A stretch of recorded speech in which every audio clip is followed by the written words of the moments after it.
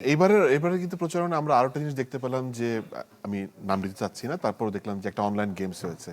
একটা অনলাইন গেমসে দুই প্রার্থী একে অপরকে গেমসের মাধ্যমে অ্যাটাক করার চেষ্টা করছে। আর প্রার্থী বলছে যে ঘুম থেকে উঠে আল্লাহর নাম না নিয়ে আমার নাম নেয়, আবার বলছে যে তার জীবনে পুরোটাই কালো অধ্যায়।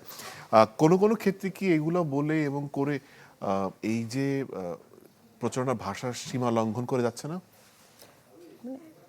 প্রচারণার ভাষা সীমা লঙ্ঘন তো এটা আমার ব্যক্তি অভিমত দিয়ে আমি তৈরি করব না, বা আপনারটাও আপনি করবেন না। এটার তো একটা গাইডলাইন আছে।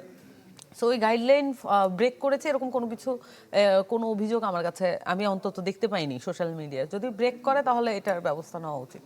কিন্তু আমার কাছে মনে হয় যে ওই যে মানে মনোযোগ আকর্ষণের যে আমাদের তো এমনিতে টাইম স্প্যানটা, যতক্ষণ স্প্যান অফ অ্যাটেনশন এইটা তো খুব কম।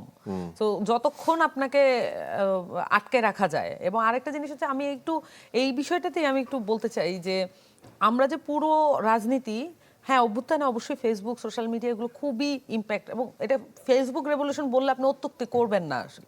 কিন্তু পুরো রাজনীতির এই এত কিছু সিরিয়াস বিষয় আমরা যে ফেসবুকে নিয়ে আসলাম, এটা কি আমাদেরকে দীর্ঘমেয়াদে ভালো ফল দিবে? আমি জানি না। দিলে ভালো, তাহলে তো ভালো, অনেকে এআইটে আসতেছে। কিন্তু নারী হিসেবে কিন্তু এটার খুব ভালো অভিজ্ঞতা আমার হয় নাই। কারণ আমরা অত্যুক্তির পর্যায়ে সীমা ছাড়িয়ে দিতে দেখেছি এআই এবং সোশ্যাল মিডিয়ায় যে বুলিং, এগুলোর মাধ্যমে কিন্তু নারীদেরকে অ্যাটাক করা, এটা কিন্তু অত্যুক্তির সীমা পার হয়ে যায় অনেক আগে। এইটা অপব্যাখ্যা এবং মিথ্যা তথ্য এবং বুলিং এবং অ্যাটাকস, হ্যারাসমেন্ট, এগুলোর লেভেলও মাঝে মাঝে ছাড়িয়ে যায়, যায় না? তো সেই বিষয়ে কি প্রশাসন কোনো উদ্যোগ নিয়েছে আপনি দেখেছেন? আপনার মনে পড়ছে বলার মতো? আমি আজকে একটা ফোরামে ছিলাম, আমি শুনলাম যে নির্বাচন কমিশনের একজন, উনি ওখানে উপস্থিত ছিলেন, যতজন সহকারী কমিশনার আছেন একজন উপস্থিত ছিলেন। ওনার পক্ষ থেকে আমি কিছু, he explained it very well, I have to say it, because উনি অনেকগুলা বিষয় বলেছেন যে ওনারা কি কি উদ্যোগ নিচ্ছেন। এটা আমি তার কাছ থেকেই প্রথম শুনলাম, কিন্তু মাঠ পর্যায়ে আমি এরকম মানে ফিল করি নাই। কিন্তু উনি যেটা বলেছেন এটা আরো বেশি ভয়ানক। উনি বলছেন যে আমরা এই মানে উনি ধরেন অন্তত 5টা-6টা জিনিস ব্যাখ্যা করছেন। এই 5টা-6টা জিনিস ইমপ্লিমেন্টেশন করার পরেও এবং সব ধরনের তাদের যে সফটওয়্যার মোড আছে এগুলো অন করার পরেও এই অবস্থা। সো এইটা শোনার পর আমি আসলে একটু স্কেয়ার্ড।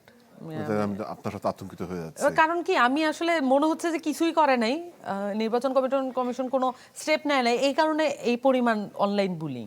যদি তাতে সমস্ত কিছু করার পর, এবং আমি কনভিন্সড হয়েছি, মানে তার ব্যাখ্যায় আমি তাকে মনে হয় না তিনি অসত্য কথা বলছেন, এটা মনে হয় নাই। কিংবা শুধুমাত্র বোঝানোর জন্য বলছেন বিষয়টা, এটাও মনে হয় না, আন্তরিকই মনে হয়েছে।